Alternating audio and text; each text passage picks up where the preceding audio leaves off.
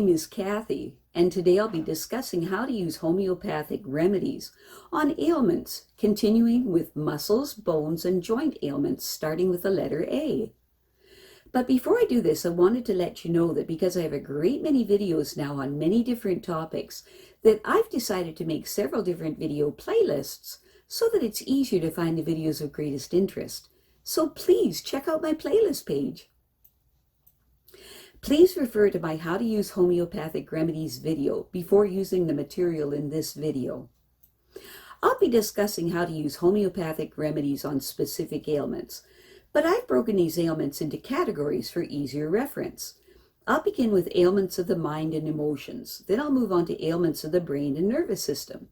Then I'll address issues with your skin, nails, hair, then the condition of your ears, eyes, nose, teeth, gums, lungs, respiration, heart, blood circulation, muscles, bones, joints, esophagus, stomach, duodenum, small, large intestines, liver, gallbladder, pancreas, kidneys, bladder, then ailments specific to women and specific to men, then issues of the hormones and the metabolism, and then issues of infections, infestations in the immune system. Then issues surrounding fertility, pregnancy, and surrounding childbirth and postnatal problems. Then homeopathic remedies that address the special problems of infants, ailments and diseases in childhood, and special issues of adolescence. And finally, special issues of the elderly. Constitutional treatment involves treating the totality of the individual person. Everyone is a unique individual with a unique physiology that responds to substances differently.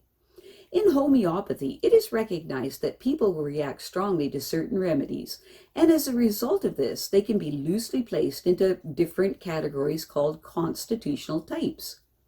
Homeopaths talk of, for example, phosphoric types. Those are people who react strongly to phosphorus, or arsenicum album types, those who react strongly to arsenicum album. The belief is that people of one type share similarities in terms of body shape, character and personality, and the sorts of diseases from which they suffer. As an example, Natrum Mur people tend to be pear-shaped, have a dark complexion, be fastidious and rigid in personality, and keep themselves to themselves. They also crave salt and suffer from constipation.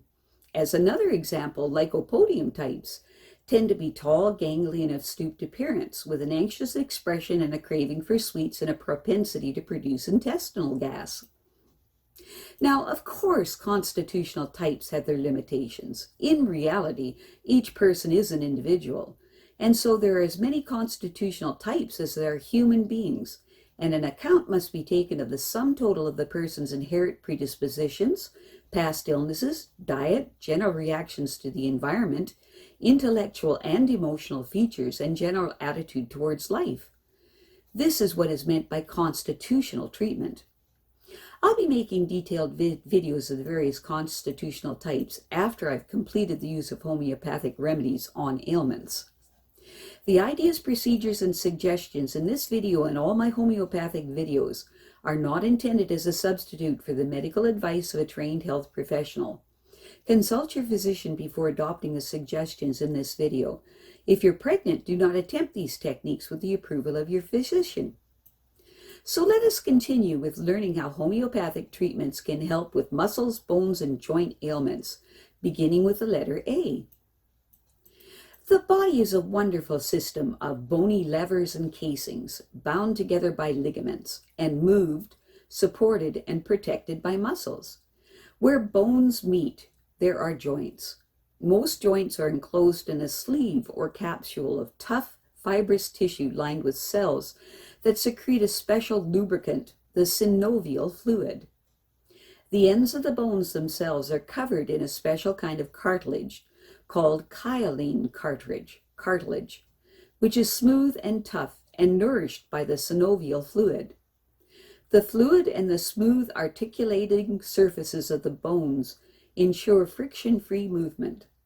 The largest synovial joints in the body occur at the shoulder, elbow, hip, and knee, and between the pelvis and sacrum. There are other kinds of joints too, although these occur in lesser numbers. The weight-bearing surfaces of the vertebrae, for example, are separated by discs of fibrous cartilage, with a tough outside and a softer inside. The vertebrae stack up on each other, separated by 3 shock-absorbing discs. The knee, because it is both load-bearing and freely movable, has a fluid-filled joint capsule with 2 partial discs of cartilage inside it. Where muscle tendons cross joints, there are special anti-fraying structures called bursae, which are small fluid-filled sacs of connective tissue. There are bursae above and behind the knee, at the top of the femur and humerus, at the back and front of the elbow, and so on. The knee is unique in having a small shield of bone, the patella, in front of the joint. Without it, kneeling would be impossible, and the tendon of the quadricep at the front of the thigh would soon wear through or get nipped in the point as the knee straightened. Another joint in the body has its own range of movements. The shoulder has the greatest, followed by the wrist, the head and neck, and the hip. Healthy ligaments check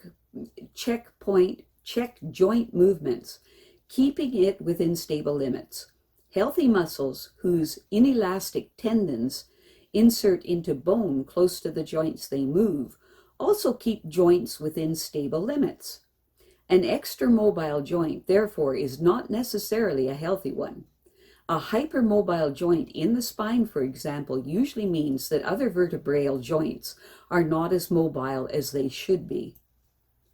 If muscles are weak, giving little stability or protection to a joint, the task of stabilizing and protecting falls entirely on the ligaments and the joint capsule itself. Unlike muscles, ligaments and joint capsules have no contractile powers. They can only stretch. With traumatic or habitual strain, the joints become inflamed, causing stiffness, pain, swelling, and loss of mobility. It may even dislocate, becoming useless because the fulcrum against which the muscles exert their leverage has fallen apart. If trauma is sudden and severe, ligaments tear, tendons rupture or rip away from their bony moorings, muscle fibers break, and bones fracture. However, most of the muscular aches and pains that take people to their doctor, osteopath, chiropractor, physiotherapist, or acupuncturists, do not have such spectacular causes. They are a result of poor posture, depression, anxiety, occupational demands, lack of exercise, and the slow process of aging. Bone, contrary to popular conception, is one of the most active tissues in the body. It is well supplied with blood vessels and is continuously repairing and remodeling itself in response to stress and load. Exercise and sufficient calcium and vitamin D in the diet encourage growth, maintenance, and repair.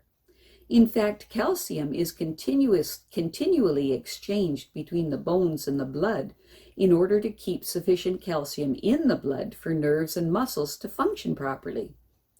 In an adult, the manufacture of blood components, red and white blood cells, and platelets, is carried out in the marrow inside the vertebrae, breastbone, ribs, pelvis, and heads of the humerus and femur. Ankle problems. If an ankle has been injured and is causing severe pain and cannot be moved, call 911 and give Arnica 30C every 5 minutes until help arrives.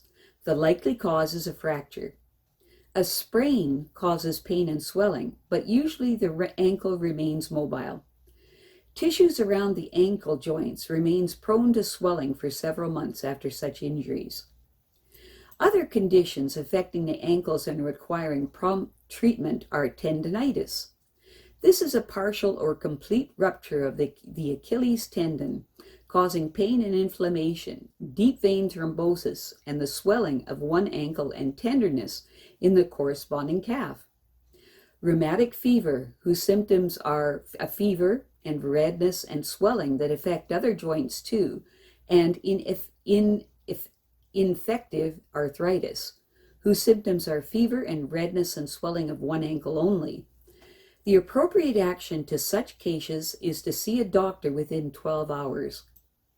Swollen ankles can also be a sign of preeclampsia in the latter stages of pregnancy, or more prosaically, of sitting or standing for long periods.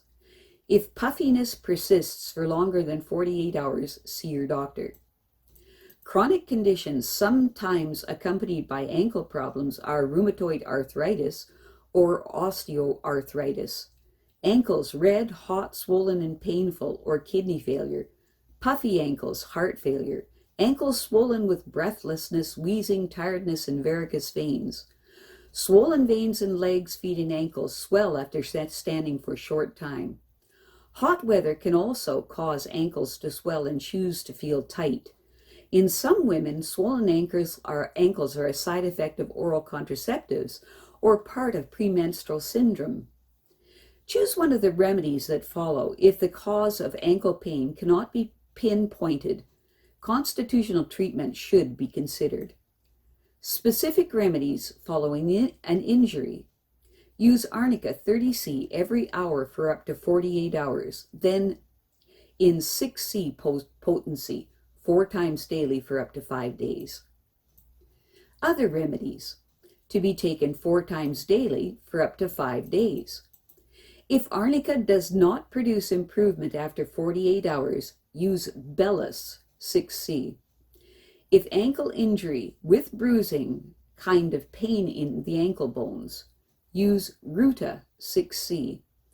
If ankle injury and pain in ankles feels like rheumatism and becomes more insistent with rest, but wears off with gentle movement, use Rhus Tox 6C. If swollen ankles happen with varicose veins, use Hamamelis 6C. If ankles swell up in hot weather, use Apis 6C. Specific remedies, to be taken every 12 hours for up to 1 week. For drawing or tearing pains in the ankle, aggravated by cold, dry weather, use Causticum 30C. For ankles that are weak and turn easily, also painful, especially in heat, and the person is prone to constipation and headaches, use Natrum Mur 30C.